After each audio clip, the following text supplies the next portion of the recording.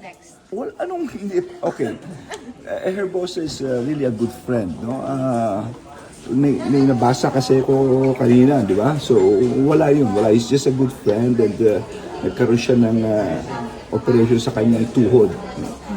Talagang, yun nga, nandun naman sa kanyang letter of resignation na kanyang reasons. No? There's no truth to the rumor na sinasabing nag-ano siya, nagpagtakol, whatever. No. I just visited him in the hospital dahil na pinamusta ko lang siya dahil na ano yung kanya. He's a good friend. And I'm always like that. Even sila Ivan Uy, sila Sec Tony Loizaga, gano'n. Na ano, I'm still good friends with everyone.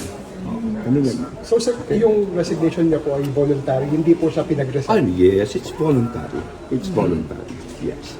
So sir, you are allowed sir to speak for the president sir? Pwede ka naming ma-interview every now and then? Well, siguro yung kaya ko within my within my functions, wala namang problema. Pero siguro other things na like yung kisek clear na yun. Okay? Pero Secretary, isa ba kayo doon sa mga parang nag-evaluate doon sa performance ng mga cabinet secretaries? Well, one of my functions is sabi nga ng presidente, ako yung troubleshooter di ba? So kung ano yung problema sa lahat, ako yung pupuntahan. I can coordinate with all LGUs, with national government agencies, sa lahat ng bagay, no?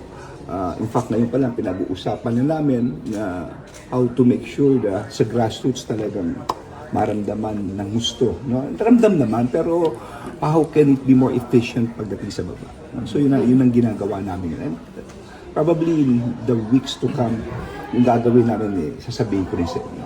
Okay? Sir, But what are important are yung mga feedbacks, no? Where we're going through this. Okay? Sir, speaking of grassroots, sabi niyo, taga Mandaluyong kayo. Yeah. Sa Mandaluyong nangyari yung pambuburiki ng bigas Yeah, na pinamimigay okay. ng It's First Lady. tamang-tama na sabi niyo yan. Kanina nasa office ako, I received a call na mayroon palang issue gano'n. Hindi ko rin alam. So I talked with my wife. No, at sabi niya nga sa akin, it's sa Mandaluyong kasi, it's the supplier lahat.